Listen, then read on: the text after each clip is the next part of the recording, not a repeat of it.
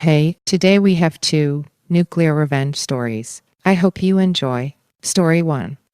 Cheating ex flaunts his side chick, then loses his job, and she gets her graduation dress burned into oblivion. This happened almost 10 years ago. So even if dots do get connected, I know I'm safe due to our laws. This didn't actually happen to me, but I executed the revenge. My last year of middle school, I introduced my best friend, whom I'm gonna call Lily, to one of my arts classmates, who I'm gonna call Shitty. They dated for around 7 years all through high school and university, until she found right after graduation Shitty had been cheating on her with his classmate from university. Let's call her Catty Cat. Lily and Shitty took language lessons at a small school next to a big shopping mall, and after their breakup, I went with her there so she could cancel her classes. I'd been giving her grand speeches about how life would take care of teaching the guy a lesson, all this crap. After being done with cancellation fees, papers, and everything else, we went into the mall for a feel-better dessert, and guess who was there? At the food court. Shitty, he spotted me and Lily right away, and Catty Cat looked as white as a ghost. Shitty literally dragged Catty Cat towards us, who were both frozen because, can you believe it? And forced Catty Cat, who clearly wanted to be anywhere but there, to greet Lily and ask Lily, "Are you not going to talk to me?" All the while with a disgusting grin. I pulled Lily from there without a word. We left the mall, walked to the bus stop, all in silence. After I had digested what had just happened, I told Lily, "You know what I said about life. Forget it, it's gonna take too long."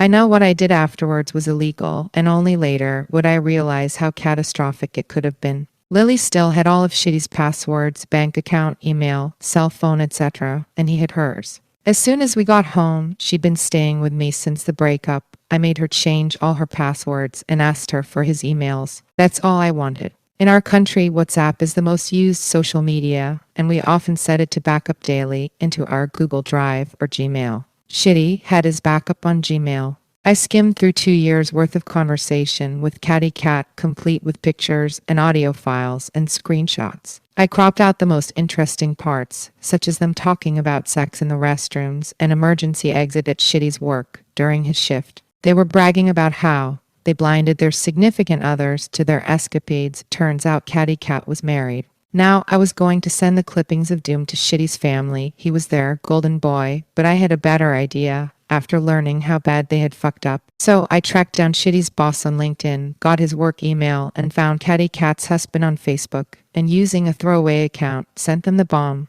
Heard through the grapevine Shitty got fired, but he cried literally for a second chance, and he got put on probation instead. One more fuck up and bye. Not the outcome that I wanted, but meh. Fast forward a few months, I was talking to my cousin, and she was telling me about how her fiancé's colleague was traveling all over the world, and he recently posted some pictures at a bar made of ice, and she wanted to travel there too. She showed me the picture the guy had posted. Lo and behold, traveling colleague was Catty Cat's ex-husband, Rick. I asked her how she knew Rick, and she told me he was her fiancé's friend and work colleague. I didn't tell her about my shenanigans. I only said Rick's ex-wife and my best friend's ex had cheated on her, and inconspicuously, I asked my cousin how Rick was, how it must have been a sad breakup for him, and did she spill the tea? So Catty Cat had introduced Rick to Shitty during her graduation ceremony a few weeks before I sent the bomb, saying, "Look, this is the friend who helped me with my graduation project." Rick had allowed Shitty and Catty Cat to use his computer at home for said project. Turns out they were fucking on his bed while he was working his ass off to pay for her, and she made him shake hands with her lover. Rick was a programmer, Catty Cat was from the countryside, and she'd been living in the city with him for a few years. Rick had an awesome salary, he paid for everything so Catty Cat could focus on university. But one day, he received some evidence that his wife was cheating on him with the guy he'd shaken hands with, the same guy he allowed to use his computer in his house to help his wife do her graduation project. Rick got her graduation dress, set it on fire, shoved her into the car, drove all the way to her family's home in the countryside, reportedly dragged her into her parents' house by her hair, made her kneel and tell her mother and father what she'd been doing. Her father was so distressed he had a minor stroke, and her mother kicked her out and cut her off from the family. As far as I know, I checked 5 years ago, there were still no contact. Rick threw her out of his house. She moved in with Shitty's family, and Rick, now with his salary bitch free, was living la vida loco, going to ice bars in neighboring countries. Had Rick been 1% madder, he could have burned her, along with the dress. Her father could have died after my interference. I didn't calculate how Rick could react at all. I called Lily and told her all about it. I lost sleep over it for weeks, even considered confessing to what I did. Lily asked me to let it go. What was done, to take this as a lesson and let life run its course next time, as I'd initially said it would. I'm not proud of it, and even though I don't lose sleep over it anymore, I still feel somewhat guilty. Confessing here is kind of cathartic, though. The end. Now, on to our second story. Story 2. My ex started abusing me again. So, I ruined her college education. I, 21 male, met my ex-girlfriend Renee, fake name 20 female, 4 years ago, when we were 17 and 16. We were off and on because of her behavior, and mine as well. It was toxic, and we weren't best suited. I was untrusting and cold some days. She was always drinking and going out with other people, and she couldn't be bothered with me unless she had a bad day. She constantly went out drinking, sending explicit pictures to other guys, having sex and then blaming it on assault so I wouldn't freak out. And I handled it poorly by being strict and creating rules and being way too overprotective of her, which I can admit is my bad. But she always made me the source of her issues and blamed me for her parents hating her, her sister being mean to her, and not having a social life, even though I stopped her from suicide when I met her. I helped her finish high school and helped her get a scholarship to my local university. We finally broke up when she moved here for college from a few states away almost 2 years ago.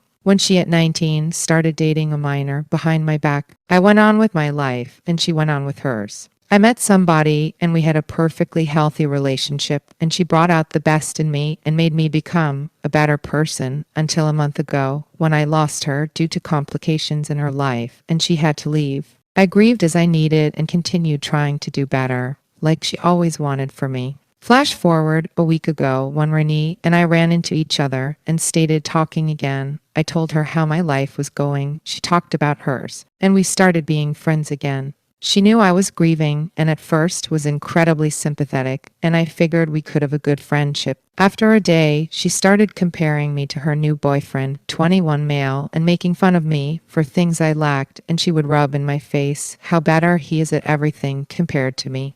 The shoe dropped when she started rubbing it in my face about having sex with him and how it must suck knowing I can't again with my ex. I'm fine with being insulted, but bringing her up, knowing my pain, pushed a line. I told her to knock it off and don't talk about it, and she proceeded to treat me like a client. At her job, she helps mentally disabled people, and she knows I have a slight disability and kept telling me that if I don't want to be talked to like that, then stop telling her what to do. She gets drunk one night and starts yelling at me about our relationship and all the issues she endured for being with me.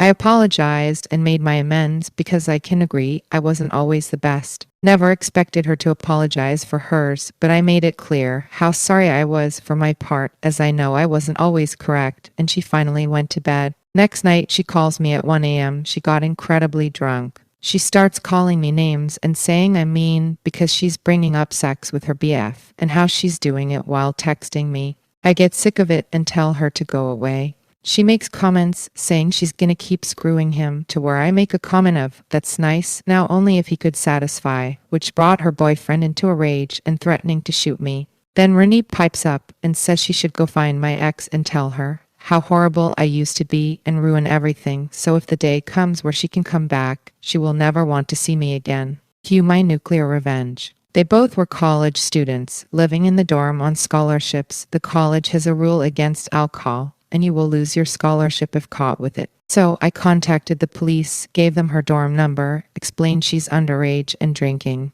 Her boyfriend is supplying the alcohol, and she's currently having sex in the dorm with him. Police show up, dorm roommates let them in, knock on the door, catch her drunk with all sorts of alcohol from over state lines. My state has a lesser alcohol rating, so stuff from the next state over is double in alcohol percentage. They catch them both, obviously having sex while she's drunk. She ends up charged with underage drinking. He's charged with giving alcohol to a minor and is looking at added sexual assault charges because he got her drunk and then screwed her while she's under the legal age. Both of their scholarships were lost and they were expelled and now both have to leave town. They both live in entirely different states. She wants to make me feel lesser. Enjoy losing your education. Edit. Apologies for some of the poor writing. English isn't my first language, so I had to reword a few things with help from a dictionary. Update. I ended up talking with her roommate on campus. The assault charges didn't stick because she said it was consensual before drinking.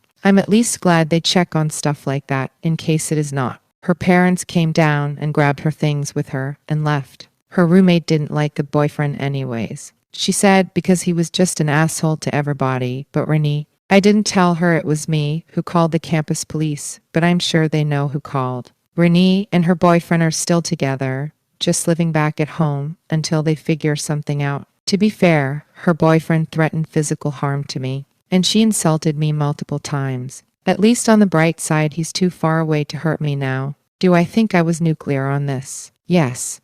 Do I feel bad? A little bit. I can definitely see the immaturity in people's comments and understand where I need to improve as a person. Back. Question. How could the police come in without there being justifiable cause? Answer. Campus has its own police department, and if there's anything that breaks dorm rules, they are. It has all the dorm keys and can let them in. They've come in my ex's dorm for a roommate on suspicions of hidden alcohol, and they are permitted to search because they're on campus property. Question. Why would you even talk to her again and not just block her? Answer.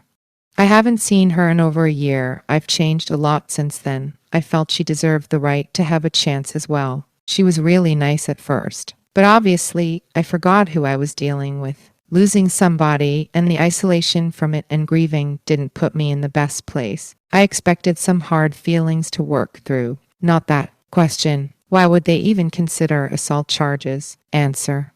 Older guy gives girl under the legal age of alcohol consumption a mind-altering substance and has sex with her. Our campus has a problem with that. Question. How is 20 underage? Answer.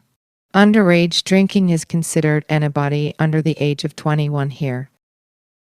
The end. And there we have it. That's all we have today. If you have enjoyed, please consider subscribing. Have a great day.